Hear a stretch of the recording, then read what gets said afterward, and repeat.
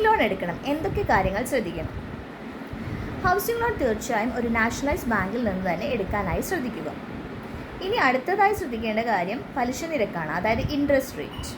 ഇന്ത്യയിൽ ഏറ്റവും ആകർഷകമായ പലിശ നിരക്ക് പ്രൊവൈഡ് ചെയ്യുന്നത് ബാങ്ക് ഓഫ് ഇന്ത്യയാണ്. അവിടെ കേവലം 8.3%, 8.3% മാത്രമാണ് പലിശ. മാത്രമല്ല പ്രോസസ്സിംഗ് ഫീ യാതൊന്നുമില്ല. എന്താണ് ഈ പ്രോസസ്സിംഗ് ഫീ?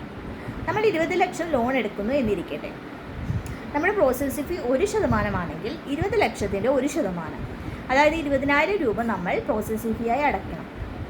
അപ്പോൾ നമുക്ക് അത്രയും രൂപ ലോണിൽ നിന്ന് കുറയുകയാണ്. അതത്ര ആകർഷണീയമായ ഒരു ഘടകമല്ല. ഇനി ബാങ്ക് ഓഫ് മഹാരാഷ്ട്ര ഇതുപോലെ തന്നെ പ്രോസസ്സിംഗ് ഫീ യാതൊന്നുമില്ല, പക്ഷേ അവിടുത്തെ പലിശ നിരക്ക് 8.35% ആണ്, 0.05% കൂടുതലാണ്.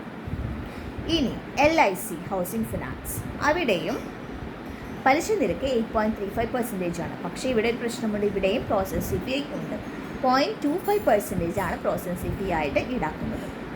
ഇനി നമ്മൾക്ക് എല്ലാവർക്കും പരിചിതമായ സ്റ്റേറ്റ് ബാങ്ക് ഓഫ് ഇന്ത്യ, അവിടെ 8.5% ഇൻട്രസ്റ്റ് റേറ്റ്, പലിശ നിരക്ക്. അതായത് പ്രോസസ്സിംഗ് ഫീയും അത്ര അധികമില്ല, 0.35% ആണ് പ്രോസസ്സിംഗ് 0.35% ആണ് പ്രോസസ്സിംഗ്, 1% താഴെയാണ് പ്രോസസ്സിംഗ് ഫീ ഉള്ളത്. ഇനി HDFCയിൽ 8.7% ആണ് ഇൻട്രസ്റ്റ് റേറ്റ്. അപ്പോൾ ഇവരെക്കാളൊക്കെ കുറച്ച് കൂടുതലാണ്. ഇനി വളരെയധികം ഹയർ റേറ്റ് ഈടാക്കുന്ന